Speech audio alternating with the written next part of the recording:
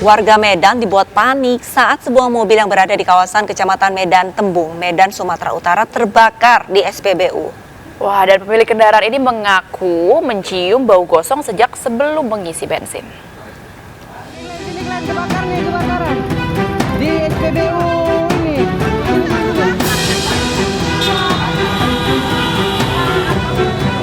Kepanikan terjadi karena mobil berwarna putih ini mendadak mengeluarkan asap dan terbakar saat berada di dalam area SPBU yang terletak di Jalan Letda Sujono, Medan, Sumatera Utara.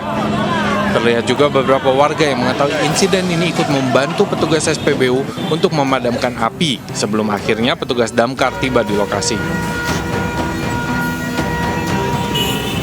Pemilik mobil mengungkapkan dirinya merasakan kejanggalan dengan kondisi mobil sesaat sebelum mulai mengisi BBM dan tiba-tiba mengeluarkan asap. Posisinya pas mau isi bensin udah ada bau gosong. Pas udah siap isi, langsung keluar apinya. Oh, berarti belum ngisi bensin ya? Bukan. Itu ada api atau asap aja, Bang? Asap nggak ada. Dari mana, Bang, posisi apa pertama kali apinya itu dari depan atau dari dalam? Dari bagian mesin? Dari bawah. Dari bawah. Beruntung tidak ada korban jiwa dalam peristiwa kebakaran ini, namun kerugian material terhadap korban diperkirakan mencapai ratusan juta rupiah. Dari Medan, Sumatera Utara, Ahmad Ridwan Nasution, iNews melaporkan. Sekelompok geng motor di Kabupaten Cirebon, Jawa Barat digerebek saat mereka live streaming sambil membawa senjata tajam, baby. Dan Arlisa, seluruh anggota geng motor langsung ditangkap polisi untuk diproses. Pengen hiburan tapi banyak penyisiran. Kelompok geng motor Langleng di Kabupaten Cirebon, Jawa Barat disergap polisi saat sedang live streaming. Saat siaran langsung pada salah satu media sosial, anggota geng konvoy sambil membawa senjata tajam. Tujuan geng motor konvoy adalah menantang kelompok lain untuk tawuran. Tidak hanya itu, polisi juga menangkap 27 tersangka dari geng motor lainnya selama operasi Libas Lodaya 2022. Selain menangkap total 60 tersangka, polisi juga menyita berbagai jenis senjata tajam. Yaitu sampai dengan hari ini ada 3 kelompok yang memang dengan sadar dan bisa mendeklarasikan budicara. Artinya dari kegiatan yang dilaksanakan kita juga memberikan sebuah pesan bahwasanya kegiatan-kegiatan geng motor dimaksud cukup meresahkan dan akhirnya mereka menyadari itu dan sebagian diantaranya membubarkan diri. Seluruh tersangka terancam hukuman maksimal 15 tahun penjara. Dari Cirebon, Jawa Barat, Toy Skandar, iNews melaporkan.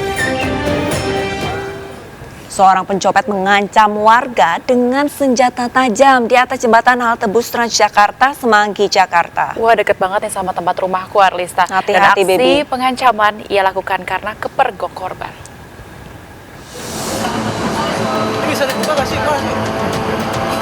Sejumlah personil Polda Metro Jaya mencoba bernegosiasi dengan seorang pelaku copet bersenjata tajam di atas jembatan halte bus Transjakarta, Semanggi, Jakarta. Polisi meminta pelaku menyerahkan senjata tajam dan menjamin keselamatannya dari amukan warga yang mengepung. Polisi meringkus pelaku saat lengah dan menggiring ke dalam kantor Polda Metro Jaya untuk menghindari amukan warga. Sebelumnya pelaku berusaha mencopet seorang pejalan kaki. Copet itu, cuman dia bawa peso, makanya mereka nggak bisa ngelepasin peso itu, makanya sampai sini ada orang yang ngelawan. Itu dia copetnya bukan di busway ya, Bang? Bukan, dari atas sana, cuman dia larinya ke atas. Larinya ke busway? Larinya ke busway, orang dia kan di sini, baru dia ngeluarin peso ini tadi itu. Aksi pelaku dipergoki oleh korban hingga ia memilih melarikan diri, namun dikepung warga. Pelaku masih diperiksa intensif di Sentra Pelayanan Kepolisian Terpadu Polda Metro Jaya. Dari Jakarta, Helmi Sajambati, iNews melaporkan. Warga dusun Manggisari, Malang, Jawa Timur digegerkan dengan tewasnya seorang nenek di dalam rumah. Dan diduga ia merupakan korban pembunuhan karena terdapat luka senjata tajam di tubuh.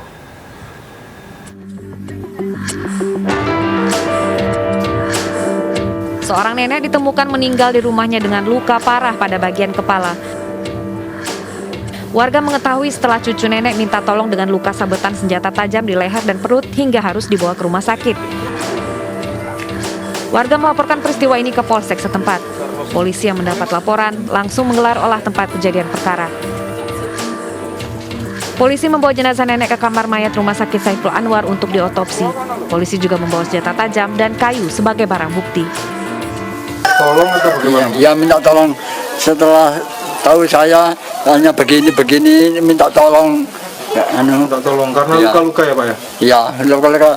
Tahu saya di lehernya ini bengkak, saya minta tolong pada saya langsung pergi minta tolong pada orang lain. Polisi masih mengumpulkan keterangan saksi untuk mengetahui motif pembunuhan. Dari Malang, Jawa Timur, Denny Irwansyah, iNews melaporkan. Terdakwa kasus pembunuhan berencana 2 Sujali di Nagrek, Jawa Barat, Kolonel Infanteri TNI Angkatan Darat Priyanto divonis penjara seumur hidup. Nah, selain divonis seumur hidup Arlista, terdakwa juga dipecat dari TNI AD.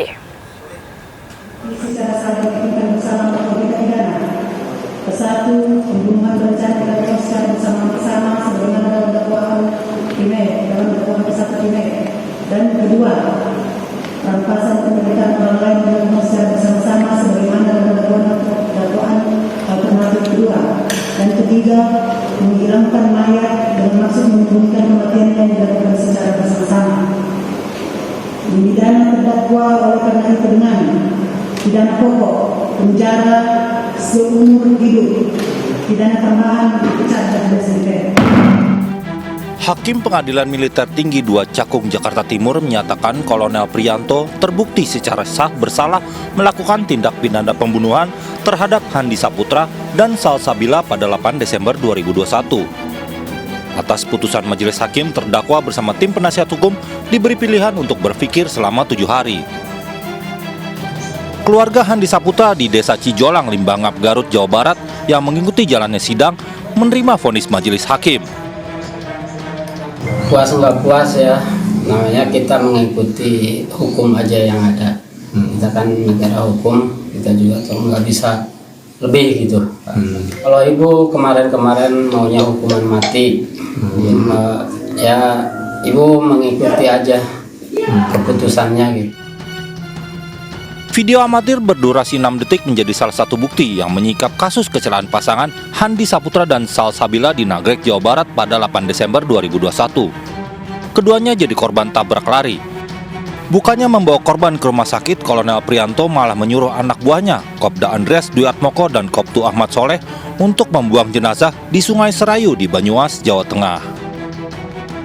Dari Jakarta, tim liputan iNews melaporkan. Kita ke informasi lainnya pemirsa, seorang polisi lalu lintas ditantang adu jotos oleh sopir pick up yang sedang mengangkut sapi, baby. Pasalnya, sopir yang tidak memiliki SIM ini enggan untuk ditilang. Di mana? Kamu udah punya SIM. Lah, ya yang lain Inilah video amatir yang viral di media sosial. Peristiwa di depan Monumen Gerbong Maut Alun-Alun Bondowoso ini menunjukkan sikap arogan seorang sopir yang menolak ditilang. Sopir juga mengajak duel polisi yang bernama Aibda Dedi Munianto. Pengendara bak terbuka ini tidak terima dicegat dan ditilang polisi karena menurutnya tilang hanya bisa dilakukan pada saat gelar operasi. Awalnya pengemudi pickup sudah diminta berhenti di pos polisi karena sedang membawa sapi, namun pengendara tidak kooperatif. Sebelum ditilang, penilangan belum dimulai, anggota kita sudah diamuk terus, diamuk sama pelanggar, yang akhirnya pelanggar malah mencabut, membawa lari berkas kita, buku tilang, serta STNK milik orang lain yang ada di STNK itu, BP yang ada di STNK itu. Sopir pickup arogan ini melarikan diri dan hingga kini masih dalam proses pencarian. Dari Bondowoso, Jawa Timur, Rizky Amirul Ahmad, iNews melaporkan.